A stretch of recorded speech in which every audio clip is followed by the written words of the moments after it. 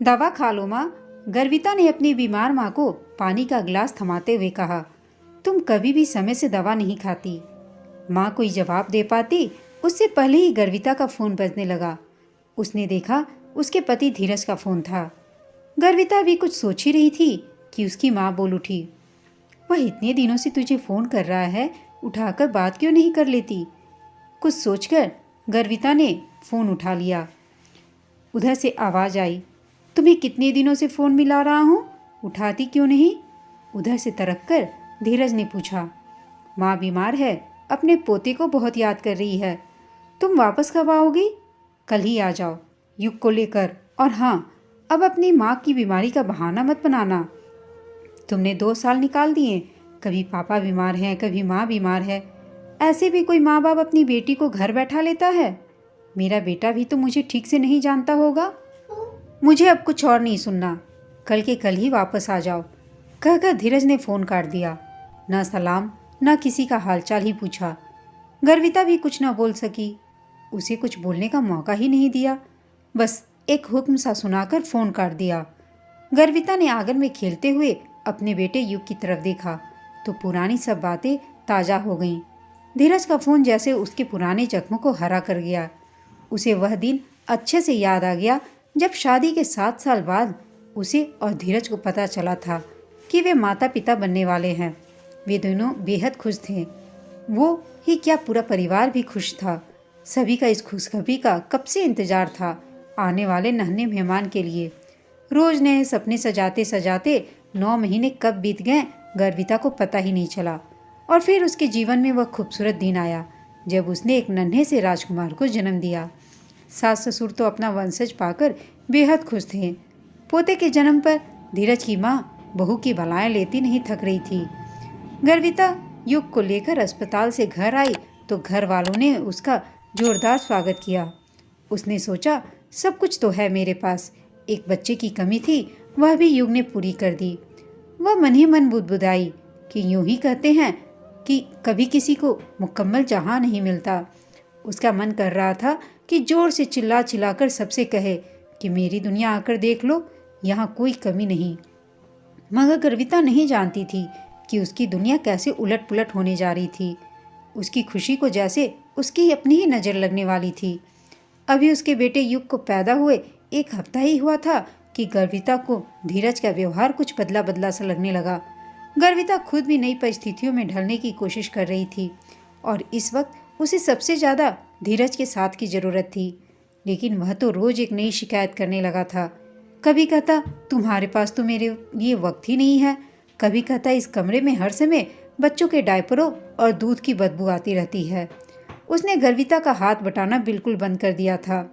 एक दिन बोला, मैं तुम्हारे साथ इस कमरे में नहीं रह सकता। युग के रोने की वजह से मेरी नींद बहुत खराब होती है। और अपना तकिया लेकर दूसरे कमरे में सोने चला गया। वह भूल चुका था कि गर्विता भी नई नई माँ बनी है और उसे युग के साथ साथ अपना भी ख्याल रखना है, क्योंकि उसके प्रसव को अभी सिर्फ 1 हफ्ता ही हुआ था। धीरज में अचानक आए इस बदलाव से गर्विता अचंभित थी। फिर भी उसने सोचा कि कुछ दिनों में सब ठीक हो जाएगा। एक दिन उसने युग के लिए कुछ सामान मंगवाया, पर जब वह पहुंचा तो धीरज ने कहा, तुम कुछ कमाती तो हो नहीं, बस दिन रात मेरा पैसा उड़ा रही हो। मेरे पास तुम्हारे फिजूल खर्च के लिए पैसे नहीं हैं। खुद कमाओगी तो पता चलेगा, पैसे पेड़ पर नहीं उगते। धीरज की यह बात गर्विता को अंदर तक तोड़ गई। उसे समझ नहीं आ रहा था कि उसकी गलती क्या है, क्यों धीरज उससे हमेशा इस तरह पेश आ रहा है। इसी कश्मकश में कुछ दिन और बीत गए। गर्विता को आभास हो रहा था कि रोज धीरज उससे दूर होता जा रहा है। फिर भी वह खुद को धैर्य बंधा रही थी कि जल्द ही सब ठीक हो जाएगा। मगर उस रोज गर्विता के सब्र का बांध टूट गया जब धीरज ने शराब पीकर गुस्से में उससे कहा, खुद को आईने में देखो गर्विता, कितनी मोटी होती जा रही हो। दिन भर बैठकर बस खाती ही रहती हो, कुछ काम भी किया करो। मैंने तुमसे शादी करके बहुत बड़ी गलती की। न तुमसे शादी करता और न ही यह मुसीबत पैदा होती। जाकर अपनी माँ से अपनी सेवा करवाओ। जितना दूध यहाँ अपने और अपने बेटे के लिए मंगवाती हो, वहाँ अपनी माँ के घर मंगवाना। सब लड़कियाँ प्रसव के समय मायके जाती हैं, एक तुम ही हो जो यहाँ मेरी छाती पर मूंग दल रही हो। कल तुम्हें तुम्हारी माँ के घर छोड़ आऊँगा। जब यह 6 महीने का हो जाए तभी लौट आना। जब से पैदा हुआ है एक रात चैन से नहीं सोया, ऊपर से इतना खर्चा। गर्विता तो यह सब सुनकर सन्न रह गई। उससे कुछ कहते नहीं बना, बस रोते ही जा रही थी कि आखिर उसके पति को क्या हो गया है। सब तो अपने बेटे से कितना प्यार करते हैं, लेकिन यह तो कुछ समझने के लिए तैयार ही नहीं। उसकी सास ने उसे समझाया कि अभी धीरज नशे में है, मैं सुबह उससे बात करूंगी। यह क्या तरीका है अपनी पत्नी से बात करने का? और कौन सा बाप अपने बेटे के बारे में इस तरह सोचता है? सुबह हुई तो धीरज के माँ बाप ने उसे समझाने की कोशिश की, लेकिन वह नहीं माना और गर्विता को उसके मायके छोड़ आया। उसने वहाँ से चलते चलते अपनी बात फिर से दोहराई कि जब युग 6 महीने का हो जाए तभी लौटना। यह कहकर चली तो आई, लेकिन उसे इस बात का जरा भी एहसास नहीं हुआ कि वह जिसे अपने घर से निकाल रहा है, वह गर्विता को छोड़ कर जा रहा है, वह तो अलग गर्विता थी। ससुराल से मायके तक आते आते गर्विता ने कभी न लौटने का निश्चय कर लिया था। उसने सोच लिया था कि वह अपने पैरों पर खड़ी होगी और अपने बेटे को खुद अकेले पालेगी। साथ ही यह भी कि उसके बेटे को ऐसी घटिया सोच वाले बाप की ज़रूरत नहीं है। मायके आकर गर्विता ने अपने माता पिता को सारी बात बताई तो उन्होंने भी उसका पूरा साथ देने का वादा किया। अब उसे युग की चिंता नहीं थी, क्योंकि उसकी देखभाल करने के लिए उसकी नानी जो थी। गर्विता ने कुछ दिनों में खुद को समेटा। धीरज से शादी करके वह भूल गई थी कि उसने MBA किया है। वह जानती थी कि इतने लंबे समय के बाद उसे कहीं नौकरी नहीं मिलेगी, इसलिए उसने अपना ही कुछ काम करने का मन बनाया।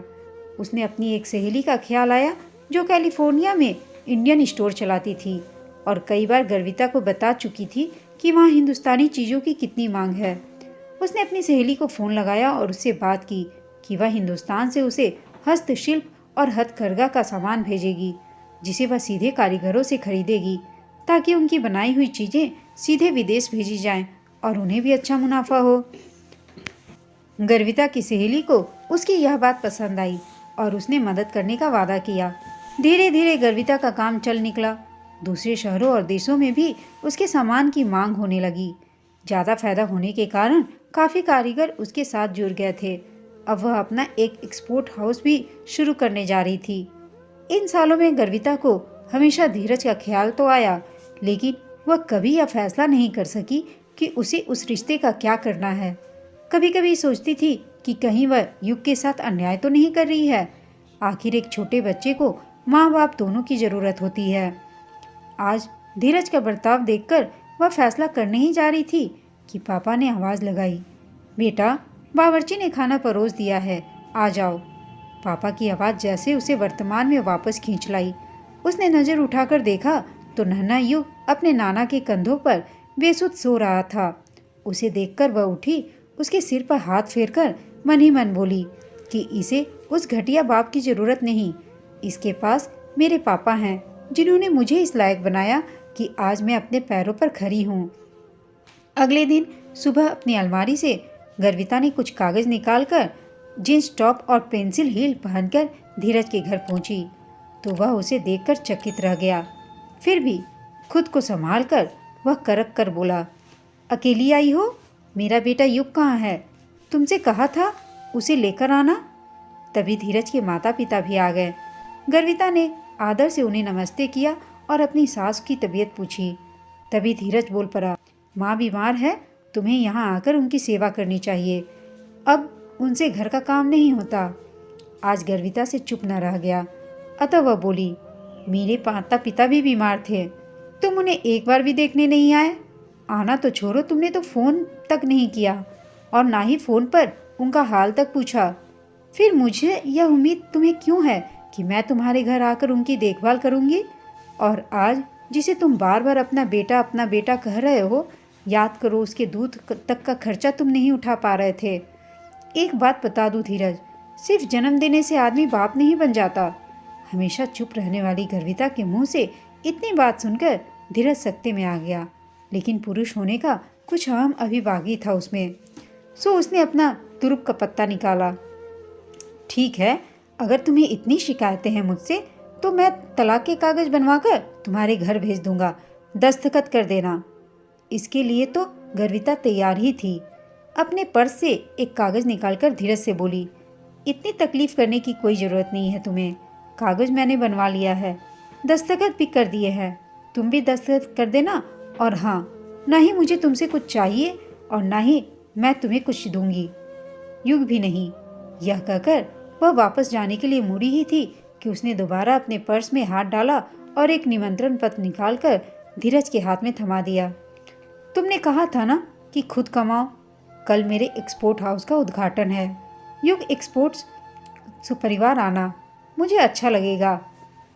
यूँ तो तुम्हारे दिए जख्मों को मैं कभी नहीं भूल पाऊंगी, लेकिन सिर्फ एक बात के लिए हमेशा तुम्हारी शुक्रगुजार रहूंगी। अगर तुम मुझे मेरे मायके छोड़कर नहीं आए होते तो मैं आज वह नहीं होती जो हूँ। मेरे माता पिता ने मुझे नाम दिया था गर्विता, लेकिन तुमने मुझे गर्विता बनाया है। आज मुझे अपने आप पर गर्व है, कहकर गर्विता पलटकर बाहर निकल गई।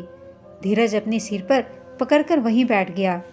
उसकी माँ ने उसके सिर पर हाथ रखा और धीरे से बोली, बेटा, जो बोया पेड़ बबूल का तो फूल कहाँ से होए। इधर गर्विता अपने आप को आज़ाद और हल्का महसूस कर रही थी, लेकिन धीरज के घर से निकलते निकलते उसे आज फिर दो पंक्तियाँ याद आ गई। कभी किसी को मुकम्मल जहाँ नहीं मिलता, कहीं ज़मीन नहीं मिलती तो कहीं आसमान नहीं मिलता। दोस्तों, आपको यह कहानी कैसी लगी कमेंट करके बताइएगा।